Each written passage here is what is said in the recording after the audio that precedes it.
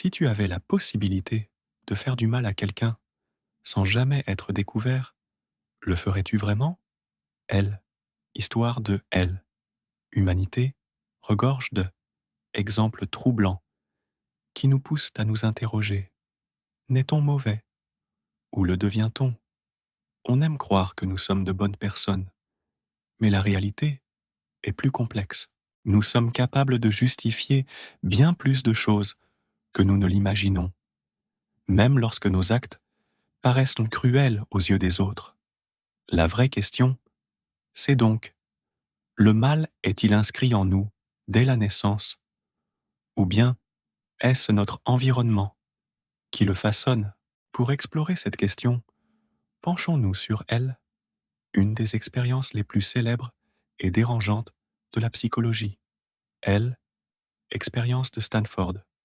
Dans les années 1970, le psychologue Philippe Zimbardo a voulu comprendre comment l'autorité influence la morale. Il a divisé des volontaires en deux groupes, des gardiens et des prisonniers. Les gardiens portaient des uniformes qui effaçaient leur individualité, les rendant moins responsables de leurs actes. Les prisonniers, eux, étaient réduits à des numéros, déshumanisés dès le départ. Rapidement, les gardiens ont commencé à abuser de leur pouvoir, privant les prisonniers de sommeil, les humiliant et les forçant à obéir à des ordres absurdes. Ce n'étaient pourtant que des étudiants ordinaires, mais le simple fait d'endosser un rôle a suffi à transformer leur comportement. L'expérience, prévue pour durer 2 semaines, a dû être arrêtée au bout de 6 jours, tant la situation était devenue incontrôlable. Ce qui est fascinant ici, c'est de voir à quel point le contexte, l'anonymat et le sentiment de devoir peuvent pousser des gens ordinaires à commettre des actes qu'ils auraient jamais imaginé faire. Personne n'était né gardien ou prisonnier, mais le rôle et l'environnement ont tout changé. Mais alors, le mal est-il seulement une question de circonstances? Prenons un autre exemple, encore plus troublant.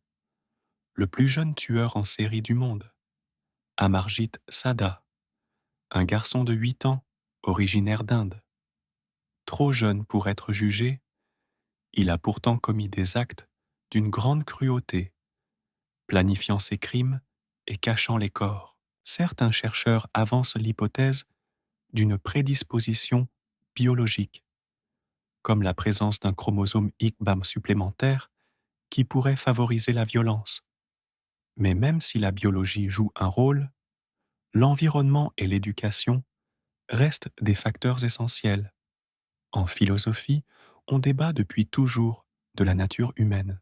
Sommes-nous naturellement bons, comme le pensait Rousseau, ou portons-nous en nous une part d'ombre, comme le suggérait Freud?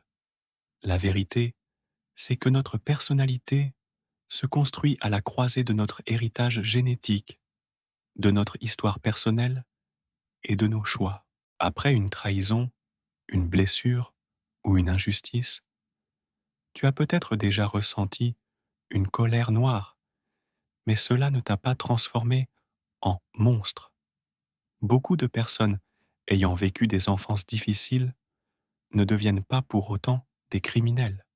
Alors, pourquoi certains basculent-ils dans le mal et d'autres non?